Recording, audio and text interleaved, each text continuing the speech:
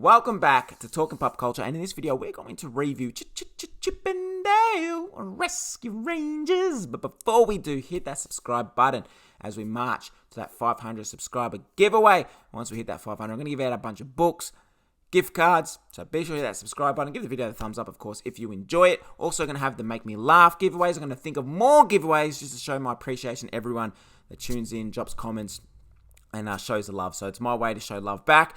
Without further ado, let's get into it. This is the review of the Chip and Dale Rescue Rangers. Let's go.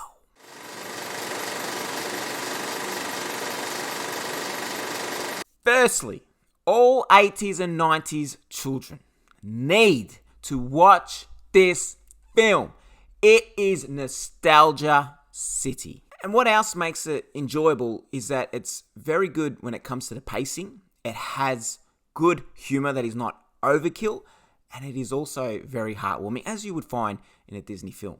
It is a true love letter to 80s and 90s kids, the cartoons that we watch, not just Chip and Dale Rescue Rangers, but all the other cartoons. Because not only do we have all our favorite 80s and 90s Disney animation characters in this film, we have other characters from the other production companies, which I must say Disney must have the greatest legal team because they take the absolute piss out of all these other characters from the other production companies. We even get the original Sonic from the first trailer. Remember the first trailer that dropped and everyone kicked up a big storm about it, saying how bad the character looked?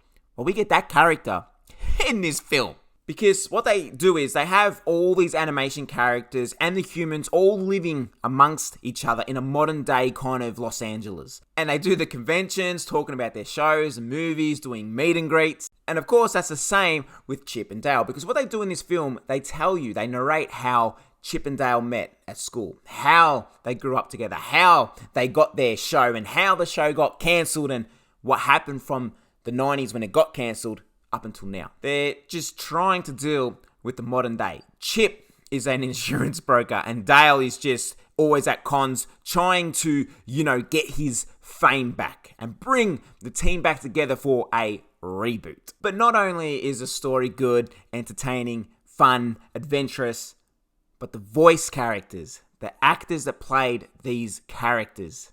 John Mulaney, Adam Sandberg, who plays Chip and Dale, the chemistry that those guys had. Even though they're just doing voiceovers, you just felt the chemistry between the two characters. Eric Bana was just hilarious, who played Monterey Jack. Kiki Lane, who plays kind of a supporting role, she was amazing in this. And then the rest of the cast, this all-star cast. Will Arnett, who plays a washed-up old Peter Pan that is just hating on the world, is hilarious. Seth Rogen, who plays all of the voiceover characters he's ever done, was fucking hilarious. And J.K. Simmons, who plays a washed-up detective.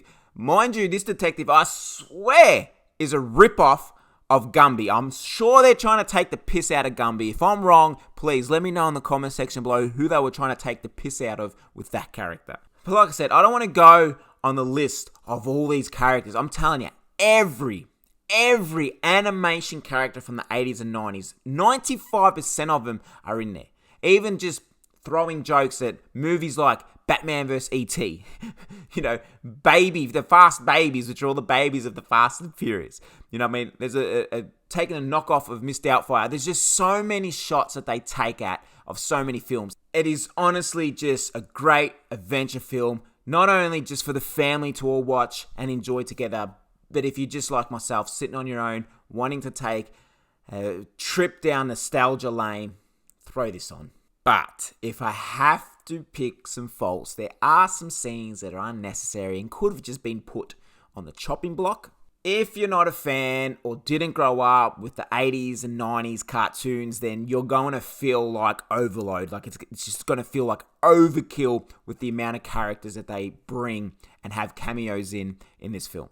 And lastly, just like all Disney films, come on, it is predictable. The story is very predictable. You know what's going to happen at the end when you're already halfway through, but still, it is entertaining. All that being said, the final verdict, the ratings, Rotten Tomatoes have it at a 82%. IMDb, it is sitting at 7.1 out of 10. The Matty boy here, I'm giving it a high one. I'm giving it an 8.5 out of 10. So if you've seen this film, let me know in the comments section below what your thoughts were, but be sure to put a little danger sign or the emergency sign if you're going to talk spoilers, because I don't want to spoil it for people. I want them to watch it and I want them to enjoy it. And if you haven't seen it, be sure to go and watch it. And if you don't enjoy it, come back and give me shit and tell me how wrong I was. Be sure to hit that subscribe button as we go for that 500 subscriber giveaway. More giveaways coming during the week. As always, thank you for watching, everyone. I appreciate it. I'll speak to you soon. Peace.